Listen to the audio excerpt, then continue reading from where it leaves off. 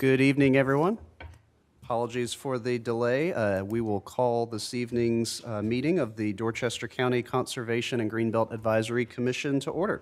If you can, please stand for the invocation and the Pledge of Allegiance.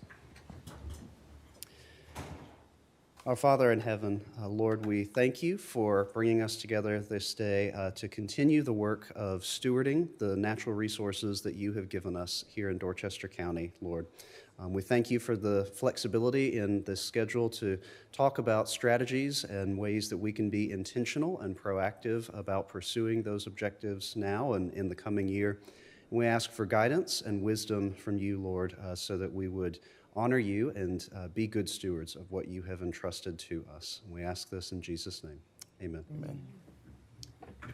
I pledge allegiance to the flag of the United States of America and to the republic for which it stands, one nation, under God, indivisible, with liberty and justice for all.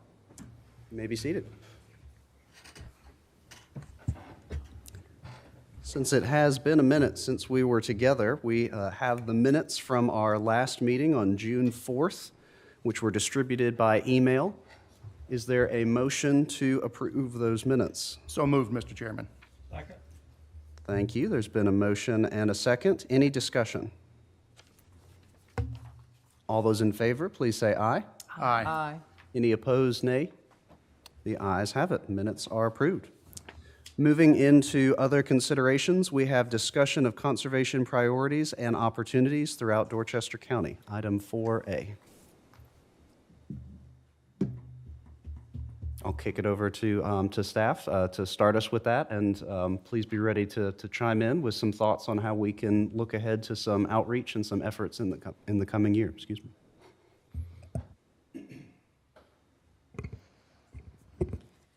So as you know, we don't have any applications for this current meeting to go over. We don't have any pending as well, but we have been approached by one group looking at a property potentially over on Bacon's Bridge Road, correct? Or Berlin G, which one is it? Berlin G. Berlin G, my apologies. It is predominantly wetland, it's about 30 acres, and they're looking to potentially split the property and preserve about 20. We looked at the property as a county. We reached out to the town because it is in the town of Somerville. It was not necessarily something that the county had the capacity to use as a park because of the complexity of the wetland structure. And the town also was not interested in taking it as a park. But we did encourage them to reach out to land trusts and that then they could potentially apply for Greenbelt funds. And we have not necessarily heard back of anything of that project. But that is the only update I have so far for you guys as far as potential projects in the future. Is that the property that the church is looking at? Yes, that is the one that the church has been looking at. Okay. And as you guys know, we recently met with Charleston County and Berkeley County Greenbelt programs. We had a meeting with the county staff and with some of the advisory board members. Joel, Daniel, and Etzel were there as representatives of the entire advisory commission. We talked about potential collaboration opportunities. There wasn't any particular identified projects, but really we decided to keep an eye open for those potential collaborations and to have an open channel of communication moving forward. And I would just add to that, it was encouraging to hear some strategic discussion about some natural resources that spill over county lines. The Ashley River corridor was discussed as one priority that all three county commissions would share, and then the Greenbelt, the connection corridor up in Brosnan and Beadler Forest as well, because some of that spills a little over into Berkeley County. So those two areas were some things that stood out as opportunities for future collaboration. Do any commission members have suggestions or insights or information on possible pending projects? Well, Last time we were here, we talked about the farmers, and I've got 5 that were ready to go. But I spoke to Ray, he called me today, whether I was coming, I mentioned it to him. I don't know if he had a chance to talk with anybody. I did, yes, ma'am. Okay, but my suggestion was letterhead, county letterhead, to send a letter to them individually, and let them know that with crop land, that they would not be required to allow public. That was the issue. So, Ray, Yeah, I think some of the row cropland farmers from the western end of the county feel that because of what happened with the Ute tract, that they're a little apprehensive about moving forward with doing anything with us. So I called, at Phyllis's request, I called Chairman Chinnis. I talked about it in length with him, and he was completely on board. He would like for us to maybe send a letter to him, and then he would send a letter specific to some specific farmers on the western end of the county that Phyllis has reached out to and had conversations with, and they're just a little reluctant. So having a letter from us, and I'll get with whomever on what that verbiage needs to be, and then we'll just have it signed from our chairman to county council chairman, making this recommendation to do this. And David said that he was going to talk to some of the other council members to make sure that it was okay, but he felt that it would certainly be okay for that to happen. So I'm excited about that. I'm looking forward to some of the farmers, because we're all very passionate about preserving some of that farmland and continuing it. So this is I think that big step to have that happen. That's good. and Edsel, help me. I think the cotton is still in the field, and the soybeans will be in the field till the frost. Is the cotton still in the field right now? Have you seen more cotton? So they've already picked the hay and all. So I know they're going to be doing the soybeans last probably, but it won't be long. And so I figured it's dark at 6, so I just thought, Carolina, when y'all get the letter drafted, possibly maybe Joel, maybe you could reach out to Joel to see if we could meet at the railroad to have the meeting at his office or something, because it's right there between them. One's on the wire road and the rest are on the way, all the way to 178. And so anyway, possibly do that, give them a couple of dates and let them choose, and maybe we can get this done. The other issue is, will any of the land trust get back involved with them, Ray? Because that was another issue that was brought up, that the land trust was hesitant to, you understand what I'm asking, Carolina? Yes. So Yes. if that letter was drafted and in writing it stated that they would not be required for public access on the crop land. Now, one farmer's cows and plants hay and, that kind of thing. I guess that would be the same thing. I mean, okay. So, I don't know. I guess that letter would have to be a copy going to the land trust to see if they would get back involved to help them with the carbon copy. applications. Yes. Carbon copy to the land trust. But that's where we are, and I just would like to see us get that. Maybe the next applications could be that. I have a question about this situation that we're referring to. Is this letter that we're talking about writing going to be very specific to farmland, or is this going to be a blanket statement from county saying that land does not necessarily have to require public access to use Greenbelt funding? I have the question. same concern because I think the concern is it informational letter?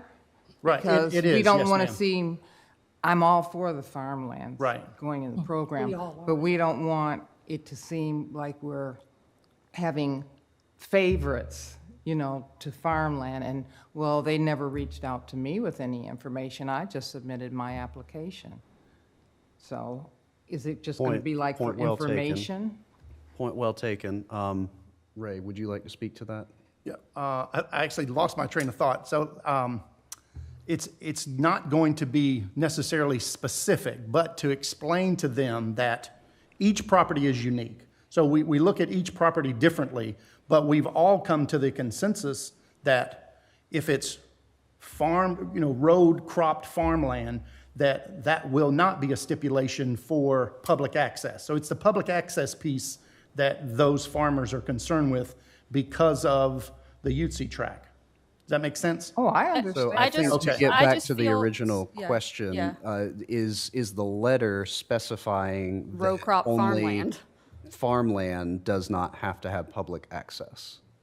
I don't know all the details of the letter. I just know that we need to kind of come up with what's going to be suitable for us and for county council. But to answer your question, yes, that's pretty much what the jive of it is. I would personally not support a letter from county council that only mentions row cropped farmland as being property that we are, not saying, this wording isn't going to come across correctly, but that we're only willing to make an exception for the public access to row cropped farmland. I wouldn't support a letter that is that specific. Now, if the letter was saying, just generally explaining that any application that fits the master plan that comes across our desks and then county council's desks they would all be evaluated on a case-by-case basis, but would not necessarily require public access. I think we're getting ourselves into a little bit of a bind if we start stipulating,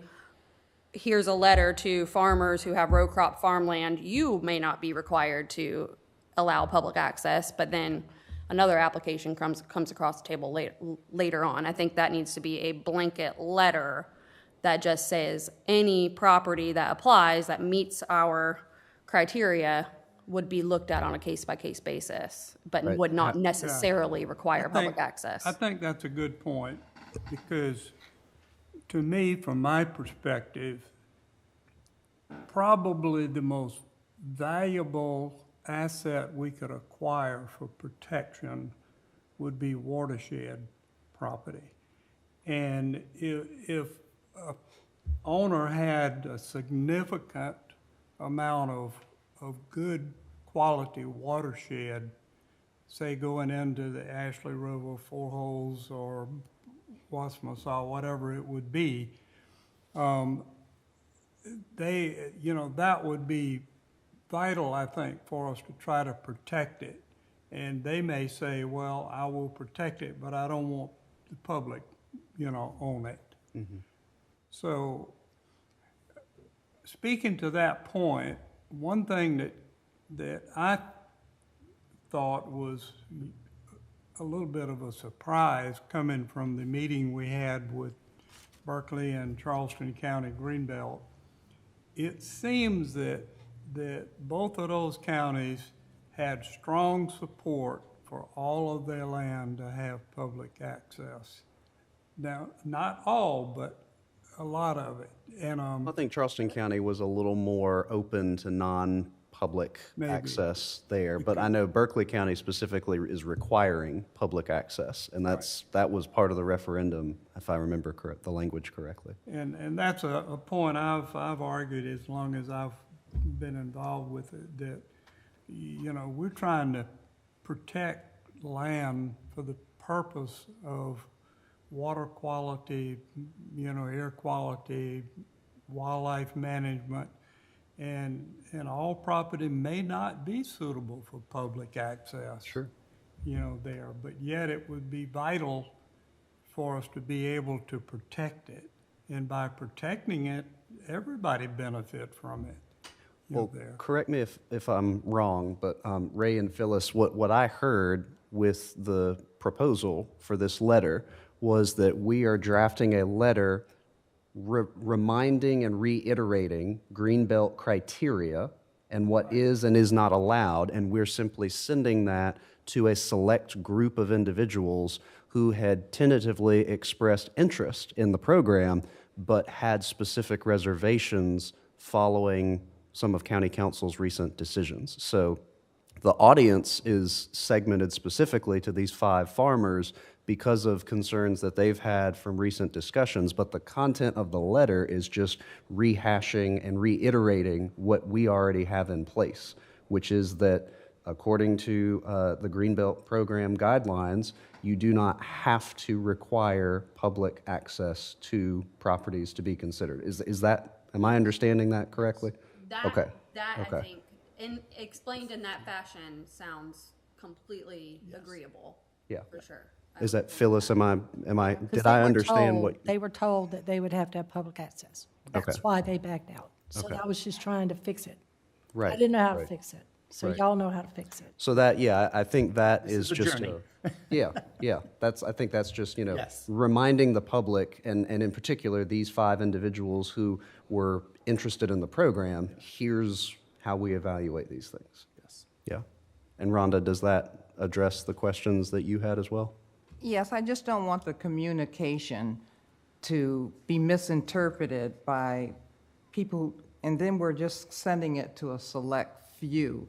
I think it should be open to any applicant to be able to get it like an informational sheet, because otherwise it may be interpreted like we're giving a waiver to farm lands So the or an crux- exemption. Right. And No, I we get don't what want I to. get what you're saying, but the crux of this is they were told something that wasn't true. And we have 5 specific people that are interested in our program and have been very reluctant to move forward because they were told that X, and X just wasn't true. So we just need something official showing them that, hey, this is what's true, not what you were told, in a nutshell. Which I think is a clarification that we would extend to any group in Yes. any part of the county Yes. if we knew about it. We heard about this particular group because of Phyllis's connections and contacts. If we hear about another group in Somerville with similar misconceptions, I Right. think we can We would send take it the to them same too. take the Yes. same action. Did they give us any hard copy, like sent a letter to the commission, or was it all verbal? That we received their hesitation with completing an application? They Was it- actually don't know. called a meeting, and then they were told that at the meeting. And they physically told Phyllis that. Well, isn't that spelled out in our master plan? That it's public access? Yeah, about, Yes. isn't that addressed? Yes, that's what I'm saying. The letter is simply reiterating under the signature block of County Council Chairman. Highlight the that- the plan? Yeah. Yeah, it's repeating what's already there. Absolutely. Yeah. Okay. Because we have been told specifically that this group has a false understanding of our eligibility criteria. Yeah. Yeah. And then certainly, again, as we have in the past, just be careful with future meetings, the number of commission members that show up from this body to be at this group, so that we avoid concerns about public access to information and things like that. Keep it under the auspice of workshop, education, outreach, maybe 2, at most 3 commission members there. Yeah, it's just to protect the commission, because Yeah. you have a lot of money, and you always have to answer how you spend that money. Yeah. Well, this is encouraging that we've got 5 potential applicants that might be moving forward in some capacity or another. That's good. Well, possibly, one of them especially, who could somebody help him do an application, and then when the application comes before us, if he specifies somewhere in the application that he wouldn't go through with it if it did allow public access, then we would have to what? We would have to determine that, or the county would have to determine that. Then his application could possibly even still go through if the county did determine that it's cropland and he would not be required to have public access. Would it be better to go on and get him to do an application? Well, again, the application has to come from a qualified entity, which That's right. primarily is going to be a land trust, either Yeah. Low Country Land Trust, Open Space Institute, or the Nature Conservancy. Okay. So really, he needs to get in touch with someone in one of those groups. The Farm Bureau is also... Farm Bureau, and Carolina Okay. and I met with the Farm Bureau Land Trust person, and I think they've overextended themselves a little bit, staff-wise, financially-wise, but I think they're very interested in the program that we have. So I would expect that any agricultural requests that we had come forward would go through the Farm Bureau Land Trust, and that they probably already have a policy in place regarding public access, and it would be on their term sheet that would come in Right. with the application. Yeah. No, that makes sense. So I would encourage the candidate, Phyllis, to go ahead and contact one of those qualified entities that they could work with to get the application materials together so that that entity can submit it through the application process with county staff. Okay. Any other leads, any other possible projects or priorities? or opportunities? No, sir. Okay. We will now have a presentation on Dorchester County Greenbelt Program informational resources. Carolina, thank you for putting these together, too. These are really sharp looking.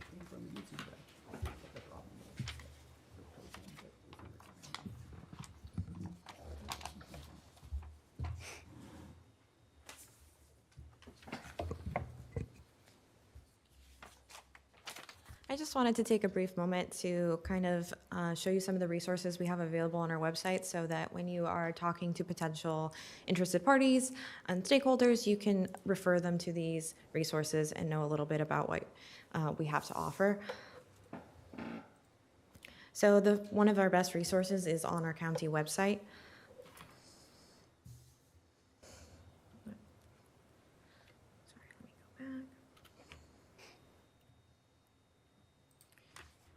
If you go to our county website, our county, you'll see the Conservation and Greenbelt Commission. And if you click there, that leads to our page.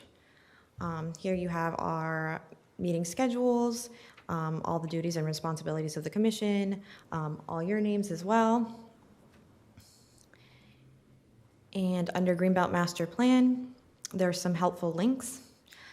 There you will see the 2024 Greenbelt Master Plan, a County Greenbelt Program FAQ page, and a page that is a how-to on how to apply to the Greenbelt program. The FAQ section is a really good section to refer just general information. It has everything from what is a Greenbelt, what is the Greenbelt program, who runs it, when was it created.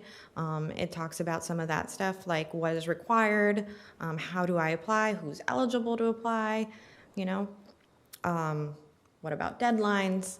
So there's a lot of really good information to get people kind of the basics of what this program is, how they apply to it, and what's really required for those applications. And then once they have that basic information and they're interested in applying, they can go to the Greenbelt Program Application Guide, which talks about the application period, how they submit it, how many funds are available at the moment. So I try to keep that as up to date as possible. It's a little general, it's not exact, but so even though we have a little bit more than 20 million at the moment, so that it's a little more general, it says 20 million there. It talks about who's eligible to receive the funds in a little bit more detail. It talks about what's allowable when you receive the grant for Greenbelt funds, what's not allowed. It talks about some disclosures, some program requirements, just a lot of details there. That's really good information. These are great handouts. You can have a couple of them printed out with you when you're meeting some potential applicants or just kind of like in your car. You never know when you might have, have this information handy. And I know that it's been a while, but we did talk about potential outreach opportunities, and we talked about having some brochures printed out, maybe having them at the library. So I made some sample brochures for you guys to look at. It has some really general information about the Greenbelt program, some of the project highlights that we've already accomplished, and some of our partners. If there's anything else you would like to add to this, feel free to let me know. It has a nice QR code that links to our county website, Greenbelt page. Yeah. Questions?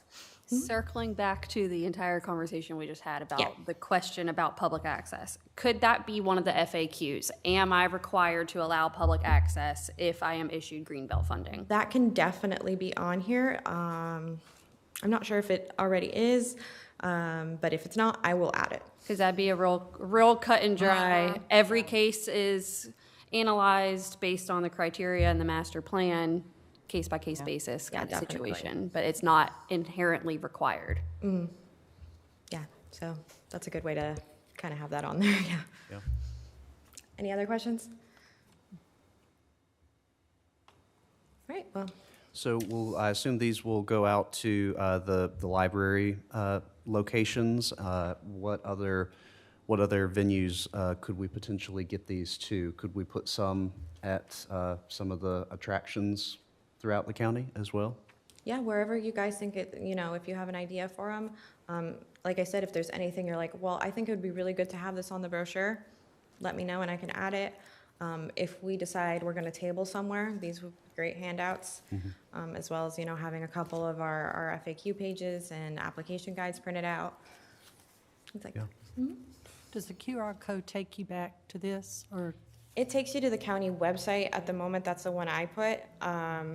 We could decide if we want to have the master plan linked to it, if we want to have it if we want to have this page here, if we want to have, not the minutes necessarily, but our Greenbelt Conservation Advisory Commission page, really whatever we decide is the best. It's really flexible and, we can edit it however. Easy to change. Easy to change, exactly. I think this page, the one that's up currently, that's probably the most comprehensive landing page. All the links to the other spots are pretty easy to spot on there. Yeah. All right, perfect. What do y'all think? It's good. Will this be updated since you're listing the ones, we have the night track that's, Yeah, so these were the most recent ones that we had done, kind of the biggest projects, Berry Tract, Young's Farm, and Beach Hill Tract. I did Berry Tract and Young's Farm because there were contrasts. We have a county park, kind of in the Ashley River District. We had Young's Farm, which was a conservation easement, and then Beach Hill, which is going to be a state forest. So those kind of highlighted three really different projects. When maybe next year we have some more variety in there, we can update our pamphlets and make them a little different. When we have more partners, we can add them to the list so they can be updated as we develop as a program. Can we add a tab or a link on this page right here, the Greenbelt page, that links to a synopsis of each of the properties as they get Yes, approved? so I know that the county is planning on updating their website, so that's one thing that we want to do as well. We want to update our Greenbelt page. We want to have project highlights that talk about each of our projects. We want to have a GIS interactive map that showcases that and has information as well. So that is definitely something that we want to kind of in the coming year develop, so we have a much more interactive, informative page. Yeah, because then you could put on here, visit our website using the QR code to see other projects, either in the works or already approved. Yeah, definitely. Carolina, does any of our partners who have offices have any of these brochures, or? Not yet, this is just a sample. So once we kind of have a finalized product, we can definitely send those out so they have some as well. On the description of Young's Farm, I think there's a quote at the very end that needs to be dropped. Okay. I didn't see or an opening quote earlier to be added somewhere. All right. Thank you. Just a minor grammatical thing. Thank you so much. And then we've got third Thursdays as well, which we were talking about. I know the farmers market is winding down for the season, but third Thursdays are still an option. Are any commissioners interested in taking shifts at a table during one of the third Thursdays to have information available? Yeah, I mean, I could. Yeah. Yeah, Okay. we can definitely give those out there as well. Sounds good.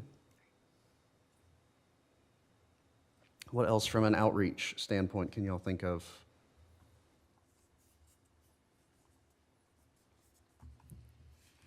I think that I would put the bulletin up at the county parks and the town parks. Davis Bailey has a bulletin board, things of that nature. Yep. Definitely the libraries, the bookmobile could carry some. Timrod Library, any places like that. And then, I mean, we could always, if anybody has connections to any local business owners, that we could ask if they would put one on their counter or hang it up, then maybe they'd be willing to post it there as well, just so that we're kind of getting a cross-section of people that might see it. For sure. Additionally, we could reach out to Middleton Place or Colonial Dorchester if they would have spots where we could. I know the state parks have those bulletin boards on the back of the maps too.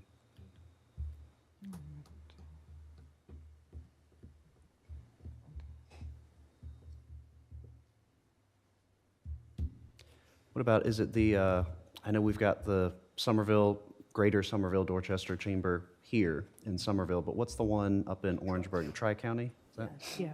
St. Could reach out. George. Could reach out to them to try to get some in their offices. You all remember?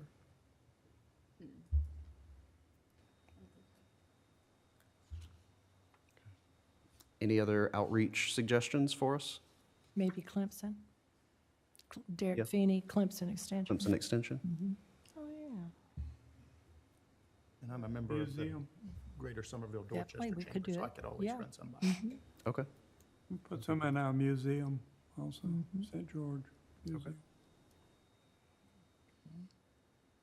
Any more Pretty soon. agricultural? Our Heritage Center. Are there any more agricultural offices in the county? Just Clemson, or, I don't know. I think Clemson Extension's gonna be your best bet, even up in the western end for ag owners up there. Clemson Extension would be your best. Do they have an office up there too? Okay.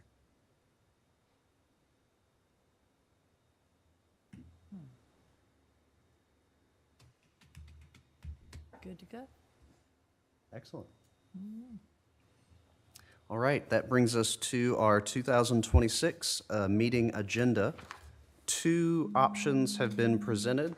One continues our every month meeting, alternating locations between Somerville and St. George. The other is an every other month schedule. I know we have had a lot of cancellations this year, just as there's not been as much activity, not been as many applications. Do keep in mind, though, it's easier to cancel meetings as we go through the year than it is to schedule them once we have set and voted on a public schedule for the year. And having more meeting options gives us more flexibility with time-sensitive projects. So we will need somebody to make a motion to adopt either the monthly or the bi-monthly proposed 2016 meeting schedule. Easy enough, but I'll make a motion to adopt Plan B, which is every other month. Okay, there's been a motion to adopt the bi-monthly meeting schedule. Is there a second? I'll second that. Okay. Any discussion? I would be more in favor of the monthly one, just based on what you were saying. I was initially going to say bi-monthly, but when you mentioned time-sensitive projects, I mean, we had several projects come to us this year that we had to kind of work very diligently to have a response by the end of the month or the end of the next month. So I think that, like you said, being able to cancel if we don't have any projects, but have that meeting scheduled and on the table if we do have a time-sensitive, I would say that a monthly schedule still allows us that flexibility. Yeah. Carolina or Kira, what would be the process if we adopted the bi-monthly schedule and needed to call a special meeting? What is the process for doing that? You would need to notify us as the chairman that you're going to call a special meeting. We have to verify that the chamber is available. We have to make sure that we provide enough public notice, 24 hours public notice, and get it out to, post it on the website, send it out to our media contacts. But by and large, it's getting the facility that can be the trickiest part, and Right. arranging for deputies and security to be available as well. Right. Is this, A lot of logistics. is this something that our county council would want to weigh in on, maybe? I've never seen them weigh in on the scheduling for our boards and commissions. They've left it largely up to each board. Yep.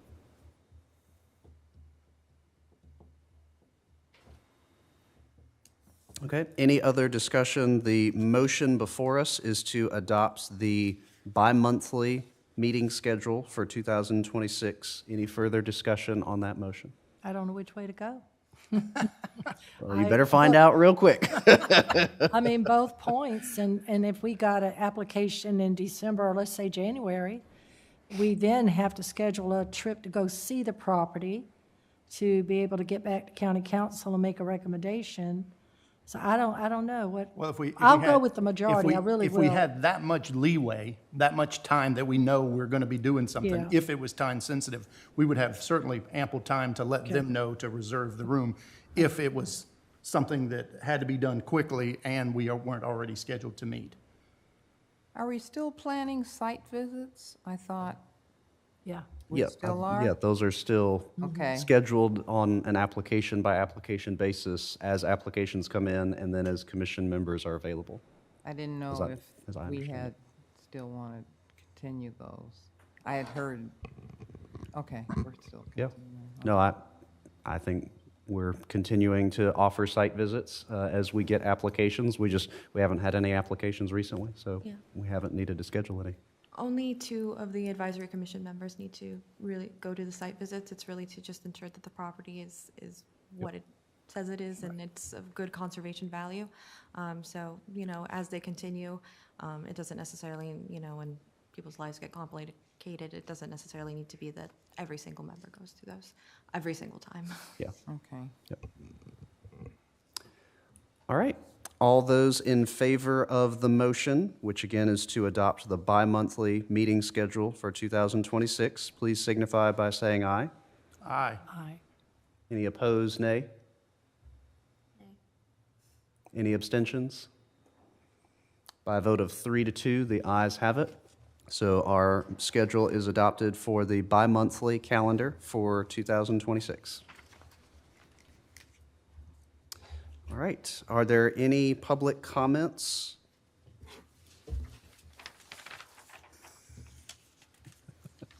All right, hearing none. Do we have a motion to adjourn? So moved, Mr. Chairman.